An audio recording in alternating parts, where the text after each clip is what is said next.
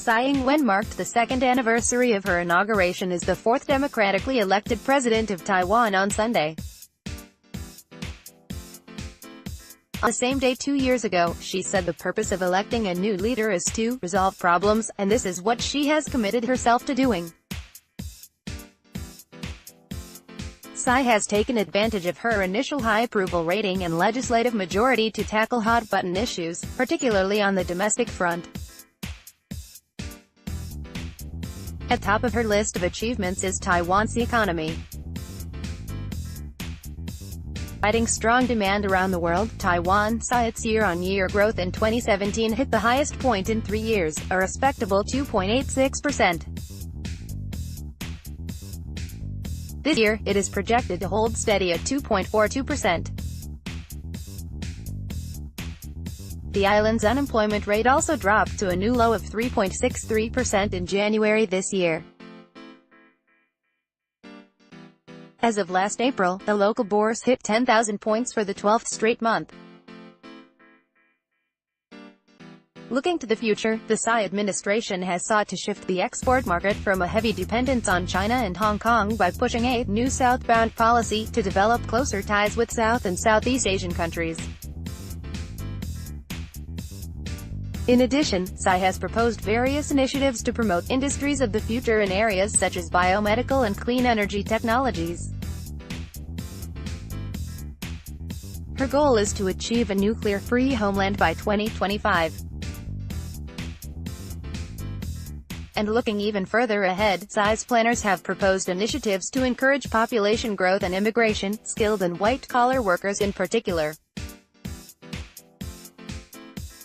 Tsai's efforts on the domestic front have been equally impressive, although the sensitivity of many areas addressed by her administration has caused an overall decline in personal popularity.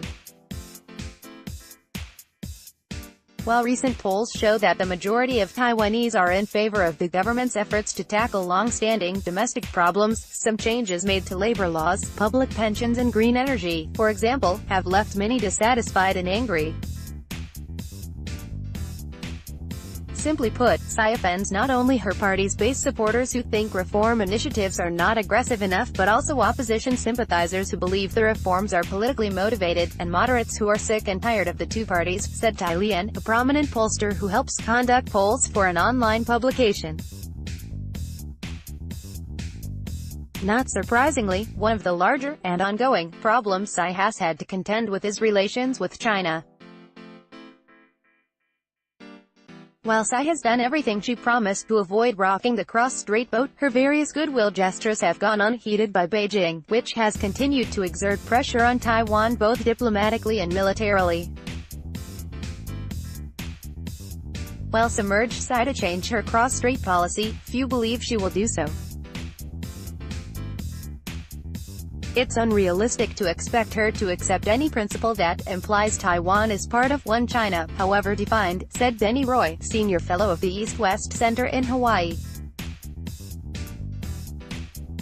In the meantime, Beijing continues to play the villain, taking its campaign of squeezing Taiwan to absurd lengths in foreign countries, Roy added. Looking ahead, Tsai will continue to face pressure from China. Yet hardline tactics also risk pushing Taiwan further away from the mainland. Taiwan has had good reason to lean toward the United States, said Tung Li-wen, a Taiwan think tank consultant. I don't know what Beijing expects Taiwan to do when it closes doors, while the United States opens them. The outcome this coming November's nationwide local elections will be pivotal for Tsai. If her Democratic Progressive Party has a good showing, Beijing may reconsider its Taiwan policy, while the same would be true if Tsai is re-elected in 2020, Tung said. As for Tsai's declining popularity, analysts suggested it shows that she is not playing favorites, as has long been the case in Taiwan politics where ruling parties reward their majority supporters. Tsai would seem to be driven by the philosophy that everybody must give something for the greater good of society as a whole. Regardless of the outcome of the upcoming elections, most believe that progress at home must continue. Reaching internal consensus on cross-strait policy is a good way to start, Roy said, with both sides respecting each other's positions and recognizing that there are two competing nationalisms at play. With respect to addressing injustices during the authoritarian-ruled Nationalist Party, KMT, Roy said he would like to see less focus on retribution for past wrongs and more on cooperating to prepare for a shared future. It is also important to foster informed public discussion and debate of important national issues, with the media leading the way, he said.